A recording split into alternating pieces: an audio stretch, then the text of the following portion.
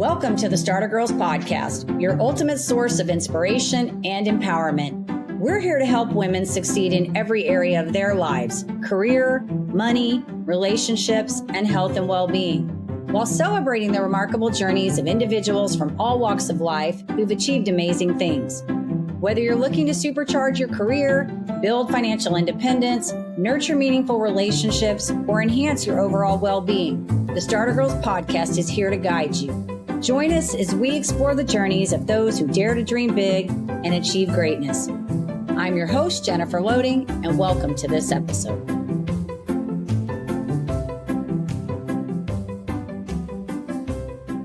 Welcome to another episode of the Starter Girlz Podcast. I'm your host, Jennifer Loehding, and wherever you are tuning in today, we are so glad to have you. All right, so here we are, another episode, another awesome guest, and I think this is going to be kind of a special episode because for my audience tuning into this, Jeff, my guest, I'm going to tell you a little bit about him in just a few minutes after I kind of set the stage. He was a previous guest on Behind the Dreamers, and so I am just so excited to catch up with him today and find out what he's doing, and we're going to get him on here in just a few minutes. But let me open up with this.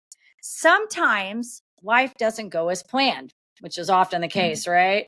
But that's when new doors open. My guest is an adventurous soul who embraces change, explores unexpected paths, and has found remarkable success along the way. And so we're going to be talking to him in just a few minutes. But before I do that, I do need to do a quick shout out to our sponsor. This episode is brought to you by Walt Mills Productions. Need to add excitement to your YouTube videos or some expert hands for editing? Look no further. Walt Mills is the solution you've been searching for. Walt is not only your go-to guy for spicing up content, he's the force behind a thriving film production company with numerous titles in the pipeline. Always on the lookout for raw talent, Walt is eager to collaborate on film and internet productions.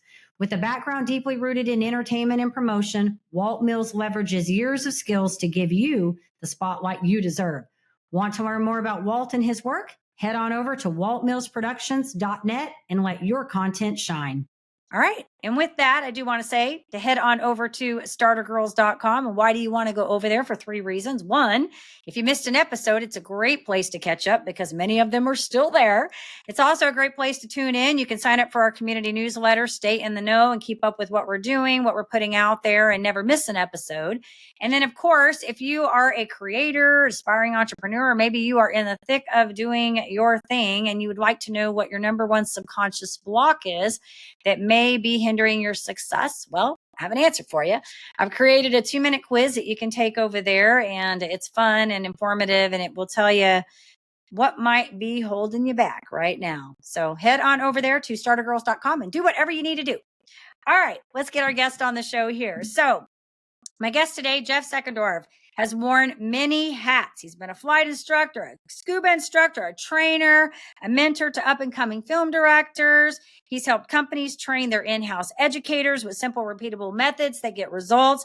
He has just done a lot of things. And he also happens to be a champion cyclist who recently pivoted from training for a national hour record to breaking multiple long distance cycling records. And so I am so excited to get him on here today. It's been a minute since we've chatted.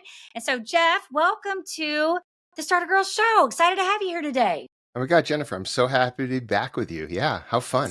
It's going to be fun. Totally different show. But here's the cool thing. I tell people it's like both those shows, like the old show, the Behind the Dreamers, and just for our audience, so you know, Jeff's episode when he was on Behind the Dreamers, it is still out there. You can still access all of those Behind the Dreamers episodes. There's so many great ones on there. I've left them up there because I know that, you know, people take their time to come on here and do these fabulous episodes with us. And so they are still there. So go check his episode out and you can see what he was doing at that time. And then catch this one. You'll see where he is now. And so, Jeff, this is going to be so much fun. I'm so excited to chat with you today. So yeah, I need you to update us. Tell us what is happening now because you have kind of pivoted, which I think this is what this whole episode is really going to be about, is this pivot. And so maybe kind of tell us where you were when we came on the last time and then what sort of made this shift into what you're doing now. Yeah, so I for about 20 years have owned or had owned a Scuba certification and training agency.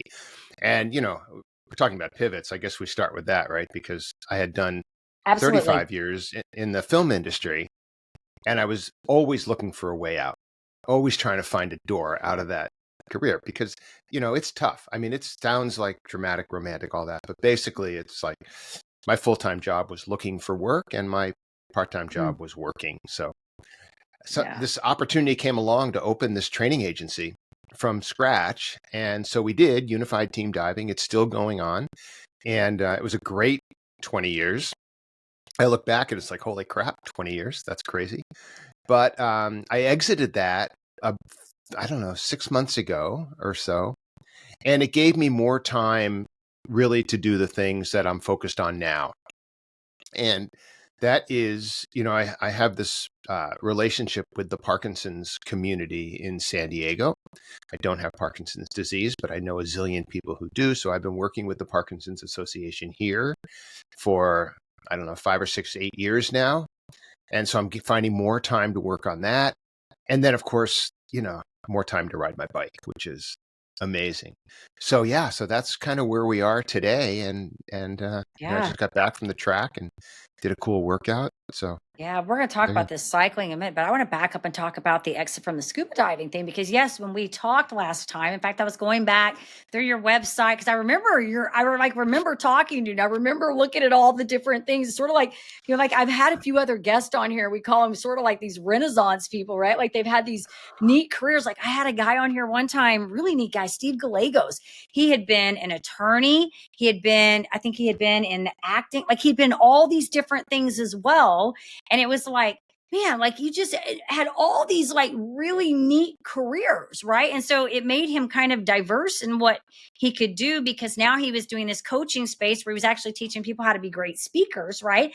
But all those things he had done previously sort of kind of set the stage for what he was doing now. And so I remember, talking to you and all the things you have going on. And so this exit from the scuba diving thing, like what was that like an intended thing, or did you just kind of like that happen by surprise, or was it just kind of a planned thing? This was the right timing and it just fell into place at that time.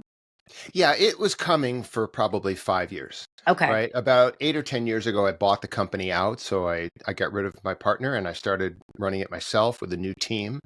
And I was looking at it some way to make an exit in some form. I didn't know what that Okay. form was going to be, but then I was spending less and less time on it. And that was not good for me or good for the company. So Yeah. it was a decision. The exit decision took about, covered about 4 or 5 years, but it took that long to really anchor a team that I knew could do it. And this is the first time I really exited any kind of company like that. Okay. And that's an interesting thing unto itself because there is a Yeah. little bit of separation anxiety. I mean, the very first thing that happened was like, 3 or 4 weeks later, I'm looking at this thing and I'm getting pissed off at these people because they're not running it exactly like I ran it. Right. But of Right. course, that's not the point. The point is to give it fresh legs and let it go. And, I don't have my own kids. I have grandkids and stuff like that. I'm sure it's like empty nesting, right? It's like you let them go and you just got to Yeah. let them go.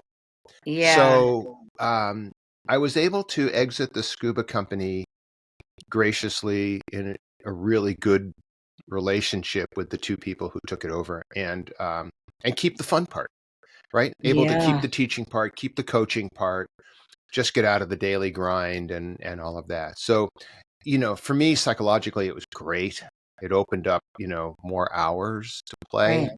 and to work. And I think it was good for all the clients and the instructors of Unified Team Diving to have a new team, fresh blood, looking at new ways to do things, new ways to market it, and more support that was harder for me to get to provide really.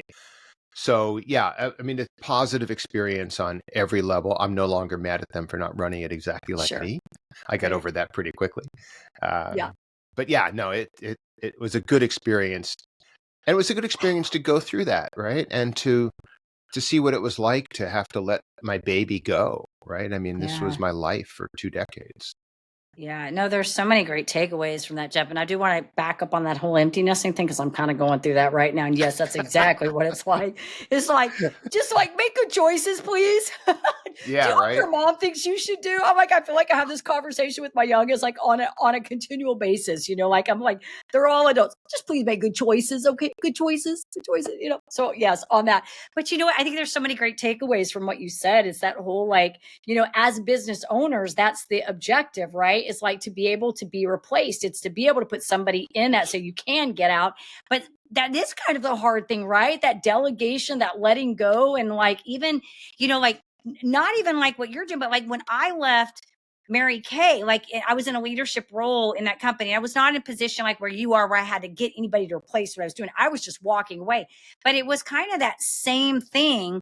Like I had built something up and I had to relinquish I basically was walking away and giving my clients away to somebody. And I really had to like process that whole like letting go, but then in the end, it ended up being a really good thing because it gave me the freedom to one, heal myself because I was going through something, physically I needed to work on and heal, but also it opened up doors to other opportunities. It just in that moment, I just remember it being like a lot to work through, so I think there's so many, great takeaways from that. And it sounds like, in your case, it turned out to be a great thing to allow you to make room for the things you want to do.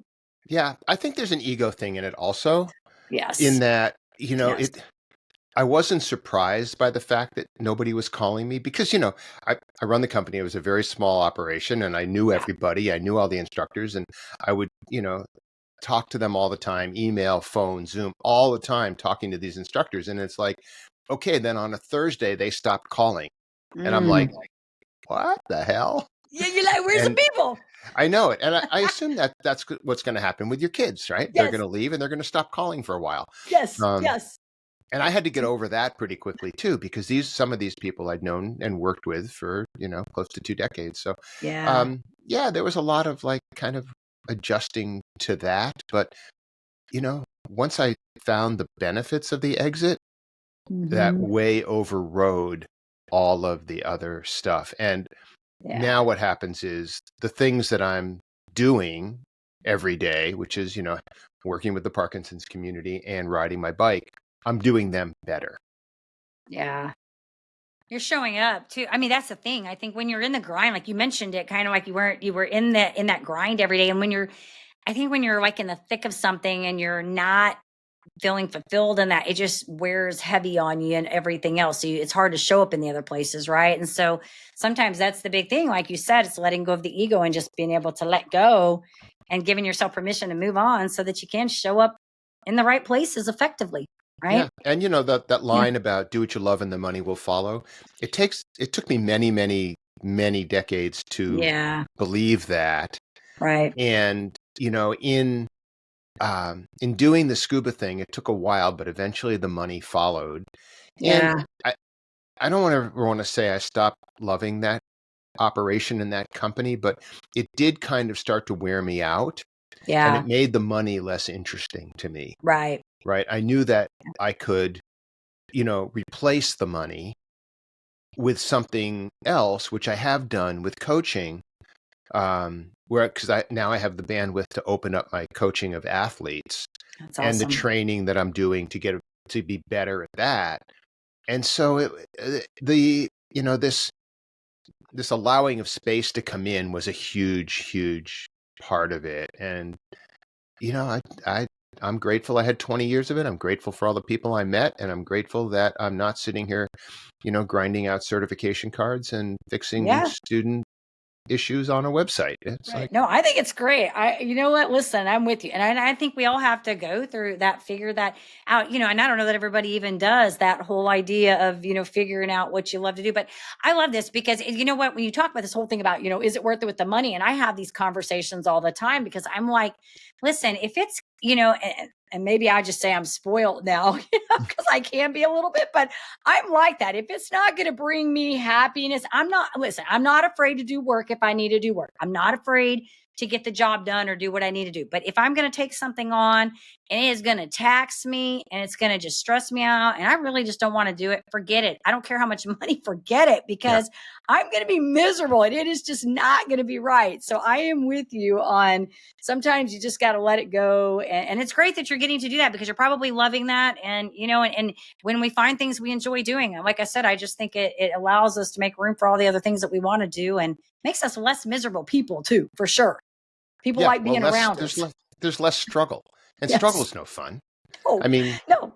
I ride a bike fast and I suffer when I ride a bike, but I don't struggle to get on the bike. Right. I think there's a big difference there. So, yeah. Yeah. So you're working with athletes now, which is great. And are these all kinds of athletes, or are they tending to lean into the cycling space? Yeah, it's a really interesting, I think coaches tend to find their niche. Yeah. And so I have been coaching cyclists for a while. Okay. Mostly on the track because that's where I meet people. And what I all of a sudden found was there was a niche for me in coaching people with Parkinson's. Oh, wow. And back in whenever COVID was, our short-term memory has killed off a lot of that.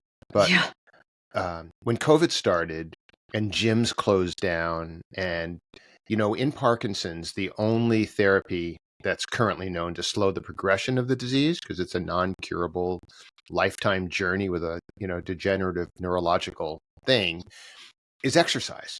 Yeah. Exercise, the only thing that slows the progression of Parkinson's.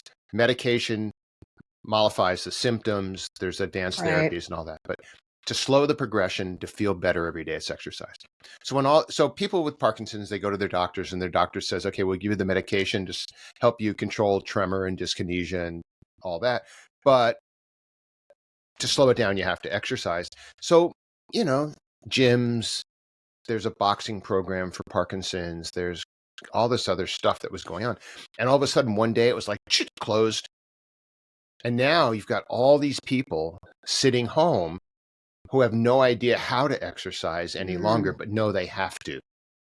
And so a friend and I opened a company, this was back in 2019 or 2020, whenever it started, called Coach Me Strong.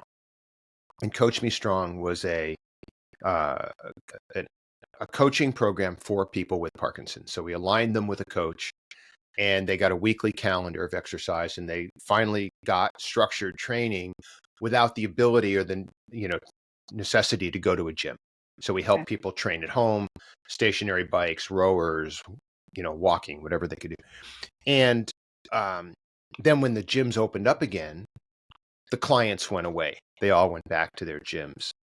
And so about a year or two ago, the website was still up. I never really thought of it, right? It's kind of like your other podcast, right? It's like it's still there. And every once in a while, people just hit it. So about a year or two, I got a email that says, hey, I'm interested in Coach Me Strong. And at that point, I had upgraded my cycling coaching certification to a higher level. I'd become a personal trainer, a certified nutritional coach. I've been working on me too. Yeah. And so it's like, well, yeah, I can take you on as one of my athletes because I'm still doing it. I'm still training cyclists. And it just oddly, that turned into like another and another and another. And now I'm about 50-50 on clients between people with Parkinson's and cyclists and masters athletes who just want to get better. It's a joyful community to work with. There is no more grateful community than that because we see progress, we see benefits, we see way lower stress because they don't have to figure out their own exercise program. Right. One of the huge benefits we saw for people coming into a structured training program with Parkinson's is now they're getting not so much enough rest and recovery, but proper rest and recovery. So it's been an incredible experience to be able to take on this constituency and work with them as a coach. Also, of course, so I just aged up to 70, which is cool because I'm racing at a new age, but that's the age group that many of these clients are in. Yeah. So I understand deeply, what the requirements are to train, and more importantly, what the requirements are to rest and recover in a training program. Yeah, that's awesome. No, and you're right. I think it finding and it's so interesting that, yeah, that's kind of become your target, market. I mean, you obviously have got others, but that's a big part of, your core client base. And so I think it's awesome. Yeah, And I it's can fun. imagine too, because I think, like I don't deal with that, but I have a chronic condition that requires me to be extremely vigilant about my everything, my eating, my exercise, everything, because medicine doesn't fix mine either. I mean, yeah, I could help with symptoms, but I don't want to be taking medicine for the rest of my life for symptoms. So I'm constantly in what I call, I don't know what you call it, like palliative care, maybe, where you're like doing things to try to navigate around it, so to speak, and so and when you're dealing with stuff like that, I think anytime you have breakthroughs or you find something that's helping that, it's like huge, right? It's like for that person, it's like a big thing. So and they're probably those kind of people, if they're like me, they're very like, they're gonna do it, like they're gonna do it because it's Oh helping yeah. them, I've got a client, getting deep in his 80s with Parkinson's, and was lost on structure and Yeah. came in, and he's amazingly compliant, but we've been doing triathlon Thursdays, which Wow. is so much fun, right? Yeah. So swim, bike, run, right? So he has Huh. a small pool, so we do a 20-minute swim, Love a it. 20-minute indoor cycling ride, and a 20-minute walk, That is so and awesome. back to back. And so it's like 3 times a month we do triathlon Thursdays, and the Yeah. progress, the energy that goes into these things, it's just phenomenal. So, Yeah. I mean, you know, I'm thinking this guy's almost 80 years old, and there's like a big part of America that can't even do that, that's not even that age. You know what I right, mean? And like, right. I like that's what I'm telling you. These kind of people that are dealing with this kind of stuff, that are committed to trying to be better, are just like this. You know what I'm saying? Like, and that even like when like when I wrote about this in my book, when I got diagnosed with this nerve condition in 2012, it was like I think I was just about to turn 40. So I'm now 12 years into this deal, but I think I was right about maybe 39. So I was about to turn 40, but I was exercising. But when I got diagnosed with this, I became a marathon runner during the Yeah, time that, and people yeah, ask that's me this, they're awesome. like, how did you do that while you were, because it was in my face. It's called a suicide disease. It's a freaking painful disease. But people were like, how are you doing that during the time that was going on? And honestly, Jeff, it for me, there was a couple things. One, I didn't really see an option because I was in so much freaking pain that I needed an outlet. Like I needed a way to displace the pain. And that was actually for me a way to transfer it somewhere else, put it in my feet, my legs, whatever. But it was almost psychological too. You know what I mean? Like it helped me to navigate that. So that's why I'm saying, when when you got people like this that are committed to really trying to improve their quality of life, those people are like showing up because they want to improve their quality of life. And so I'm always impressed when I hear stories like this, because it's hard. And I know what it feels like to have to deal with the condition and be that way, be diligent about taking care of yourself so that you can do that and be a fighter. Maybe that's what it is, just being a fighter.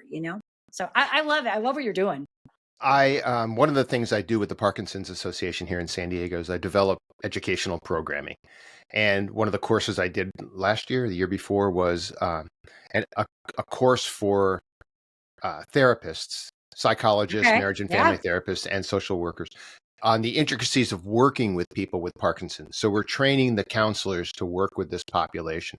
Okay. One of the people we Interesting. interviewed for this course was a clinical psychologist up in the Bay Area who had like a 20-year practice with people with Parkinson's. And one of the most interesting things that came out of the whole program, he said, is that I shouldn't say once, many people who he ran into as clients who were diagnosed with Parkinson's, knowing that this is a lifetime journey, are now living better lives than they did before.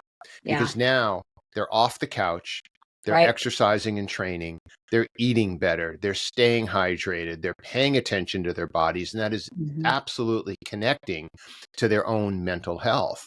And Yep. he said it's been a fascinating thing to watch people who theoretically, you get this diagnosis and it's like, well, you got two ways to go, right? You can go back on the couch and watch reruns of Gilligan's Island for the rest of your life, Right. or you can take a shot at fighting it.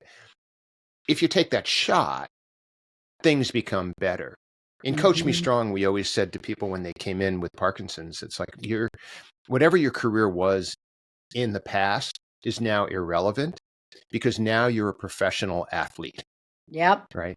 You Yep. have professionals. If it's snowing and crappy out, they still have to go train. That's right. Amateurs can sit on the couch. So, Yep. we try to take the mindset of people and say, okay, how would a professional athlete react in this scenario? And the reaction is, all right, I feel like crap. I'm hungry. I'm tired. I'm cold. I'm going to go train. I do it anyways. And we get that mindset going with people, and it goes so far beyond the physical because it tends to inform everything in your life, right? Mhm. Something is hard mentally. Something in a relationship is difficult, right? Yep. Well, I just felt like crap, and I went out and I, rode my bike for an hour, and then I, went to the gym. I didn't want to, but I did it, and I feel better for it. Now I've got this thing, whatever this thing is going on, relationship or work or whatever, I'm going to fight that the same way I fought this. Yeah. And so that ability to overlay what you learn in training as an athlete on top of what we know about our own life and how we function day to day, that correlation, that connection, that I don't know, I don't have the exact word for it, but that overlay Yeah. it's phenomenal in people. Right. It's just phenomenal. Yeah, it becomes like your tool, like a tool, right? And that's what It I is. talk about too. It really becomes like another, like I have like these, these little nervous system techniques and tools, but that is like one of my tools, and it's funny too because I don't know if I told you this last time, but I have this funny like remember walking into the gym and it might have been before COVID hit because I no lie I've been at the same gym for I think now almost 17 years. Like I am officially a non-gym waster. Like I have been at the same gym. Like we moved to Dallas in 2004 and there was a Gold's Gym here that was open for about 4 years. So we'll do the math because I've been here 21 years now. And or no, yeah, 20 because we're in 2025 now. Yeah, 21 Yeah. years now. So that gym was open 4 years and then I moved to an LA Fitness immediately after that. And I've been at that same LA Fitness ever since. But I remember I had a personal trainer come up to me one time when I was walking in the door and he was like, "What are your fitness goals?" And I'm like, "I'm not training for anything right now. Like, I don't have any." I said, "Do you know how you brush your teeth? You every morning you get up, brush your teeth. That's how I work out. I just get up, I do it every day. It's just what I do. I don't negotiate it. I don't talk about it. I just go do it whether I want to do it or don't do it. Now I'm much more methodical about it. If I'm tired, I might modify the exercise or maybe, I do something a little bit different. I don't do the same thing every single day is what I'm saying. Some days I run, sometimes, it's elliptical weights, whatever, but I kind of listen to my body, but I don't negotiate it because it became for me, I had always exercised, but it became extremely important when I was going through some of those really hard physical times when it was, like hard for me to get on the treadmill and walk, but it became such a mental thing for me that I just now really, it's just part of my, I like to say part of my DNA because I just don't even think about it anymore. So, Yeah. and And we all have that's, something that we're dealing with, right? yeah, And there's exactly. almost, I don't want to say there's nothing, but there's almost nothing that people deal with that can't be helped in some way by Yeah. physical exercise, better Right. nutrition, better hydration, and just even if you feel crappy, Yeah. I mean, I have a gym in the next room, Yeah. little tiny home gym. And, Right. I have no excuses. There are Yeah. like no excuses. Right. I only have to walk 12 feet Yeah. and I'm in the gym. And That's so, great. yeah, you just do it. You just step Yeah. up and know that the benefits outweigh the the little bit of suffering that happens in in Yeah. that 45-minute process. So, Well, oh, and it's I cool. love that you're certified. And I didn't even know that part that you had. I am too, which is funny because I'm certified in like supplements, and I'm also a certified keto coach, believe it or not, and a carnivore coach. So I do a lot of nutrition stuff too. I do on the meat stuff. I'm a big meat eater, and and Well, don't eat a lot of processed sugar. you're in But Dallas, yes, so there you go.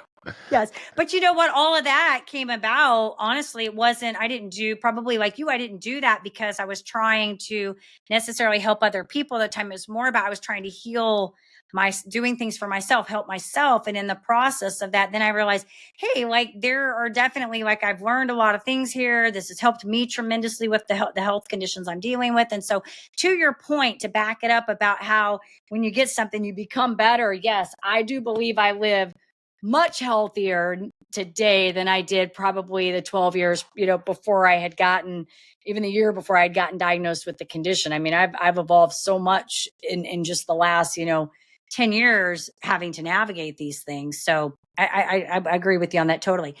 I do want to talk about your cycling because this is a big thing. You move, you switch gears. Because I know last time we were talking to you, were going for this big goal. And I remember talking about this, the velodrome thing and everything.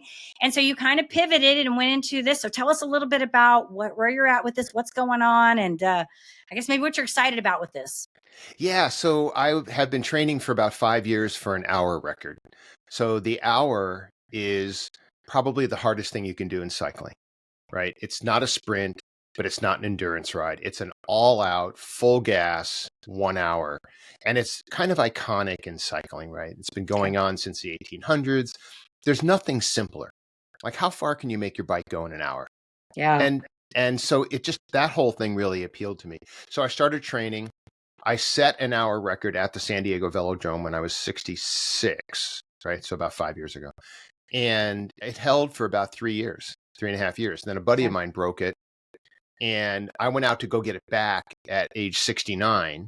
He's 66 now. So, and I couldn't quite get it. I missed him by, I don't know, 500 or 600 meters. Okay. But I went farther at age 69 than I did at 66. Okay. Wow. So, yeah. And in these records, higher numbers is better, right? Yeah, Farther, obviously. not Yes. lower. Yes. So, and then I aged up to 70. Okay. So there is no track record for an hour here. So I'll set one because I just will. But the hour record, as it goes in and out of fashion in like these 10-year cycles, people forget about it, then they get energized again, then they forget about it, and they get energized again. And right now it's in fashion. So a lot of people are attacking the hour record, and a lot of really fast guys are, and I say guys because it's separated out in men and women, but Sure. a lot of really fast people are getting older. So former pro cyclists, former pro triathletes, very fast people who are aging up are now seeing an opportunity to go after these national and international hour records. So when I started this process, I think the 70 plus hour record was about 42 kilometers, which is kind of in my wheelhouse. It's now like 44. So it's been getting pushed a little bit farther away, and outside in the wind on an outdoor velodrome. I did about 38 kilometers. Indoors at elevation, different equipment. I'll do better, but I don't know if I can actually get 6 kilometers off my record. So I was looking for something to do that I could, give me the opportunity to put the hour record on hold for just a short while. Somebody just did set a 105-year-old hour record though. Oh, wow. So I have that to chase. Wow. But I don't know, a year or two ago, some guy came to our track here in San Diego, our velodrome, and he set these 4 World Ultracycling Association records. Fastest 100 kilometers, fastest 100 miles, fastest 200 kilometers, and farthest 6 hours. And I was like, that's interesting, because I've done the World 6-Hour Time Trial Championships about 5 times now, and I have the course record there and my age group. So I just thought, well, let me have a whack at that. And so we switched gears. Okay. I started getting a team together. We started training for it, doing, the testing, the scientific testing, nutritional testing, aerodynamic testing, all that. And so back in June of this year, 2025, I got the Army out there, and I crushed 4 world ultracycling records in those Wow. 4 disciplines. And it was a very exciting and powerful day for me. I beat the 100-kilometer record by 38 minutes. I set a new 100-mile record. I beat the 200-kilometer record by like 2 hours. And I added, I think, 26 miles to the 6-hour ride. So it was a pretty successful day. Yeah. And it was all about a pivot. It was like, well, why not try something that is in my wheelhouse? I have this go long engine. So I thought I'd give it a shot. And it turned out to be, so it was a hard day, right? But there was no chance of not succeeding. We had scienced, what's the line from The Martian, right? We're going to science the shit out of this. That's kind of what we did. Yeah. We just scienced it to death. Okay. I love it. Yeah. And, nutrition, hydration, aerodynamics, the equipment, the clothing, the helmet, the electronic timing system, everything was like perfect. So what it's done for me is kind of re-energized me in the fact that, okay, I think goals should be 50% believable. I think if it's more than 50% believable, it's a to-do list. Right. And if it's less than 50% believable, it can be a pipe dream. Right. What was happening to me was the hour record was moving off the 50% mark.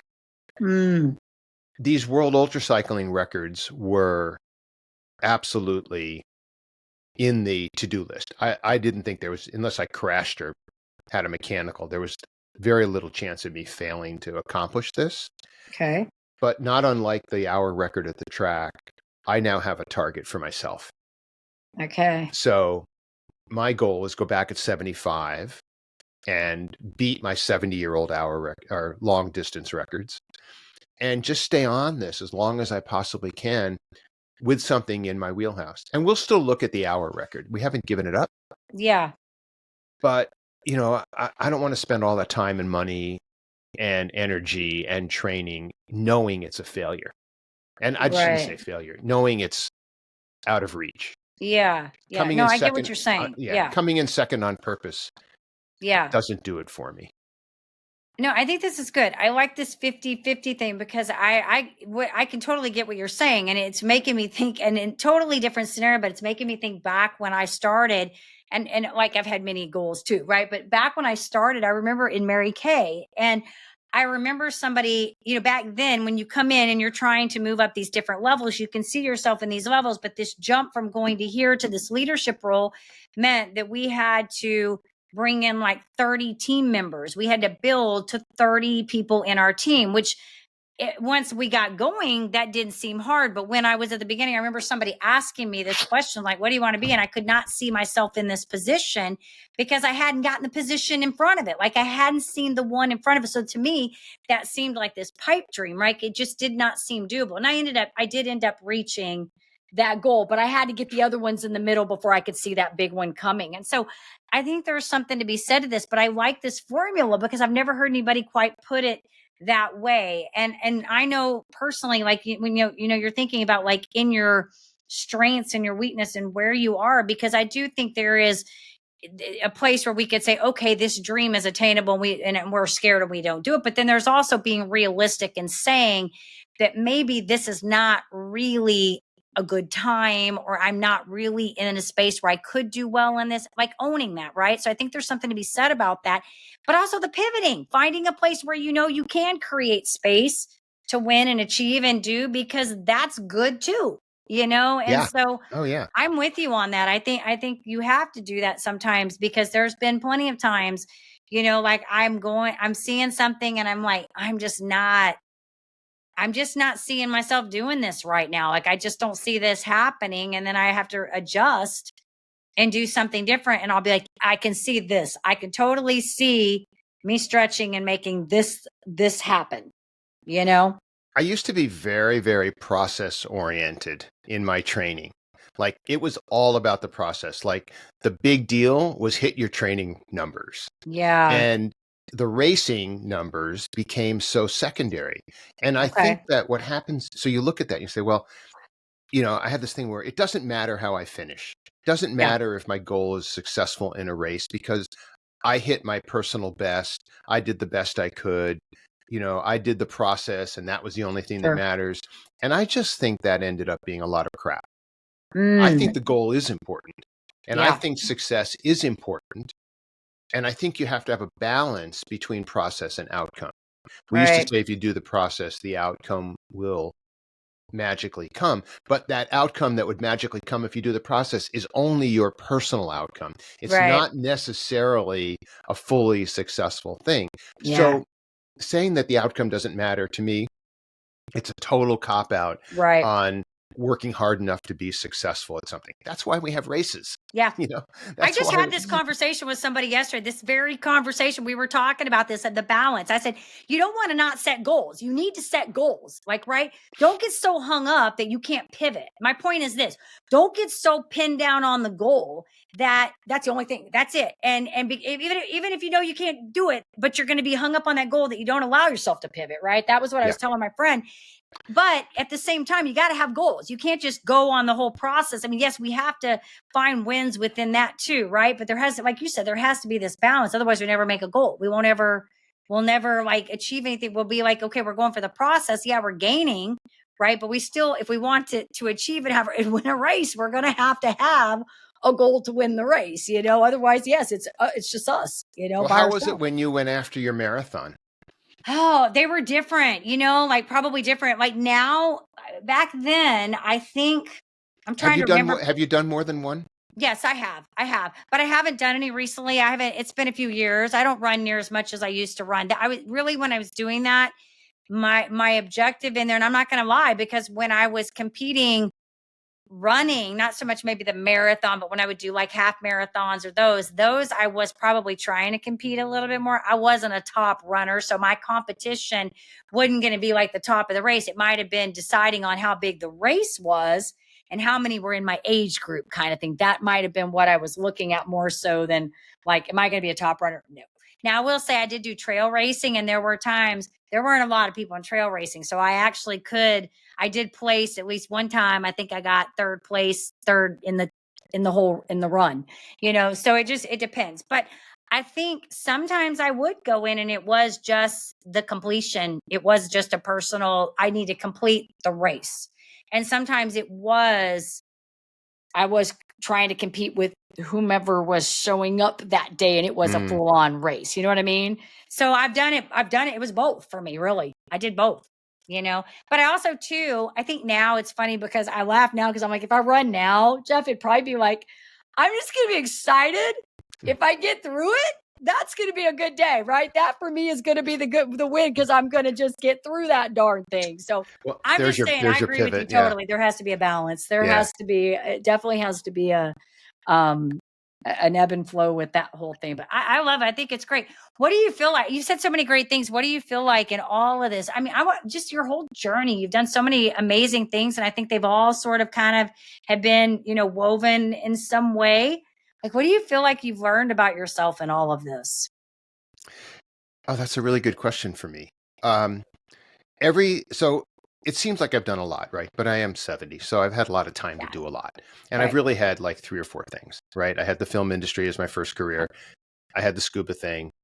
I've got this, Parkinson's thing and cycling thing. So it's really, and I taught flying as a hobby and so like that. So I think what I look at now is the thread through all of these different careers has been education and coaching.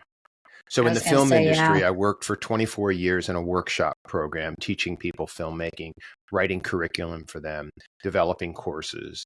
And then I went on to start this little mentoring program for emerging directors.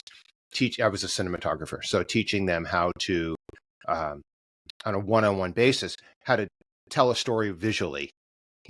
Especially writers and directors, they'd come in, they'd write a script, they'd want to direct it, they'd have no idea how the camera became part of that.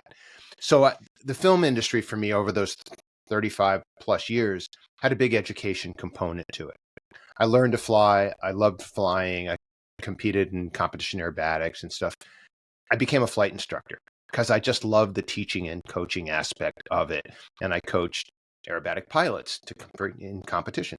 Then I became a scuba diver and instructor trainer. And I started an education company. So I look at this all through. Yeah. Now I'm a fairly accomplished master's cyclist. And there's an education component to that because I'm coaching, training, running camps, things like that. So, when I look at this, I just say, well, I've been able to take this education and coaching thread as almost a primary part of how I show up in the world. And the topics tend to be less important to me. It's just what I'm having fun at the moment. Right. Which right now happens to be cycling and writing education programs for the Parkinson's community. So yeah, I think I look back and I say, well, okay, so the education and coaching thing is really the thing that has driven me, just to be able to help people while I'm having fun doing my own thing. Yeah, I totally see that. And that's the thing. I think that when I say a lot, and the only reason I say that is because, yes, it's not like you had tons of things. I think it's just some people go their whole life and they do that one, career thing their whole life. And that's and there's nothing wrong with that because that's what they choose to do. Right. But then there's us who I feel like I'm an educator too. I feel like everything I've done has always been, when I was at Mary Kay, I was with that 22 years in that organization. It was, for me, I never cared. I loved the prizes.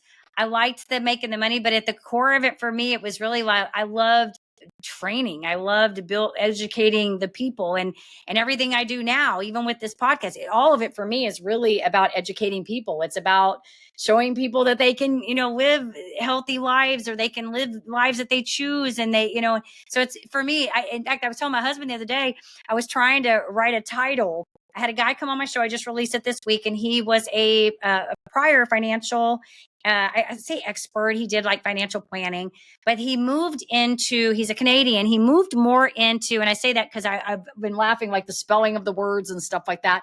His book is Capital Offense with the C, Capital Offense. And he now has like a web page that he does where he talks about how like printing money, how it affects us, all of those things that are important. And so I was trying to, I forgot where I was going with it. I was trying to come up with a title for this show. And my YouTube guy kept leaning into these like fear-based titles. And I'm like, no. That is not languaging Jennifer speaks. I'm about empowerment.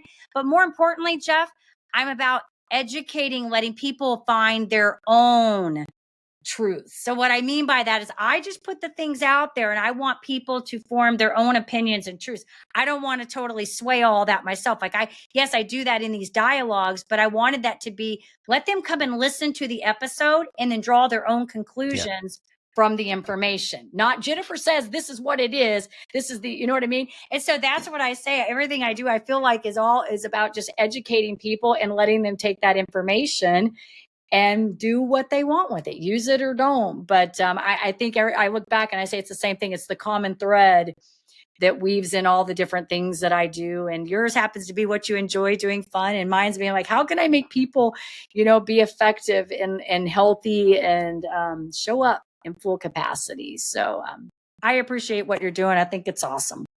Yeah, it's been fun, and I've learned a lot about me, and I've learned a lot about others, and how those two things integrate, right? How I can work with others, and you learn a lot from dealing with people, do you not?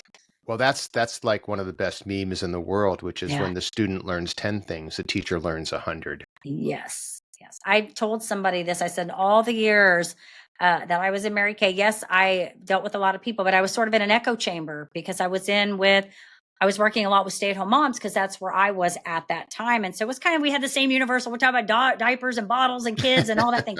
When I started doing podcasting, this is a true story, Jeff, because I've now, like, I've interviewed over 600 people between the shows now in the 5 years I've been doing this. I have talked from people from I feel like pretty much all walks of life, from all over, maybe not Japan. Maybe I've not talked to anybody in Japan or South, but I feel like I've talked to so many different people, and I'm sure there are still a lot of people I need to talk to, but I feel like I've learned so much from those dialogues that I've had with those people that I feel like, I don't want to say I'm a master, but I feel like I can like like I read people. I feel like I've learned a lot about reading people from those conversations, and so I think the interactions with humans is so important to our growth.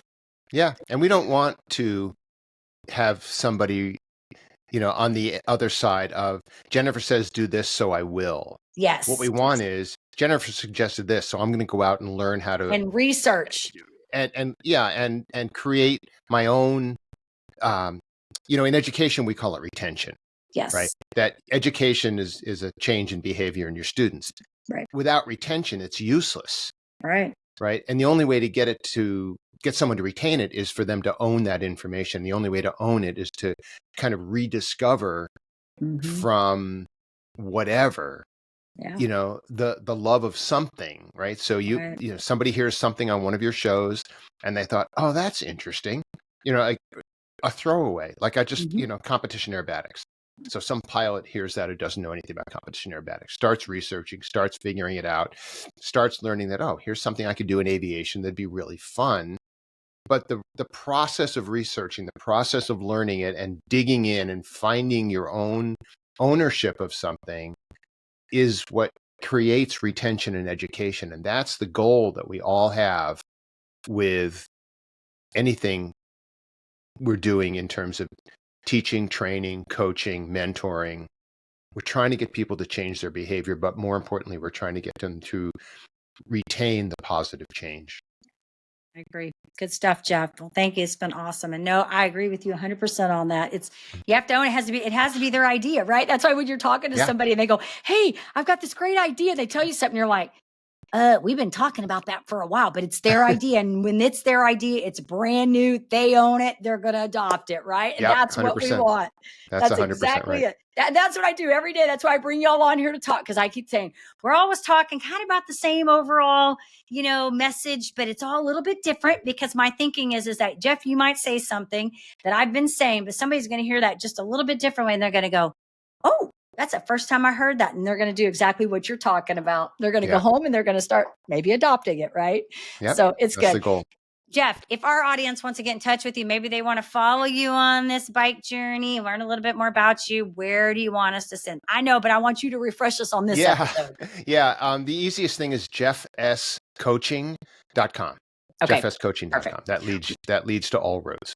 Okay, perfect. We'll make sure, Jeff, when my guy gets on there and puts all the bells and whistles on this, we'll get the website in the show notes so they know where to find you. And he usually puts something on the clip too. So those visual people like me can see it up there as well. Yeah, there you go. And there's a ride report from these hour records. And good. There's all sorts of stuff. Awesome. So, Well, keep doing your thing and keep us posted on what's happening. And I'm sure you're going to do great and you're excited about it. So I think that's the most important thing is to be excited about it. Nobody wants to do anything that's not fun, as we've said in this episode. So thank you for all the good dialogue today. Yeah. Thank you so much for having me on the show. I'm really completely grateful. Absolutely. Of course, to our audience, we appreciate you, love you. Thank you so much for tuning in. We hope you found this episode both inspiring and informative. I can't talk today. If you did, you know what to do. Go do all the things, hit the like, the subscribe, comment, share, so we can keep sharing all of this awesome information with you in these great episodes. And as I always say, in order to live the extraordinary, you must start, and every start begins with a decision. You guys take care, be safe, be kind to one another, and we will see you next time.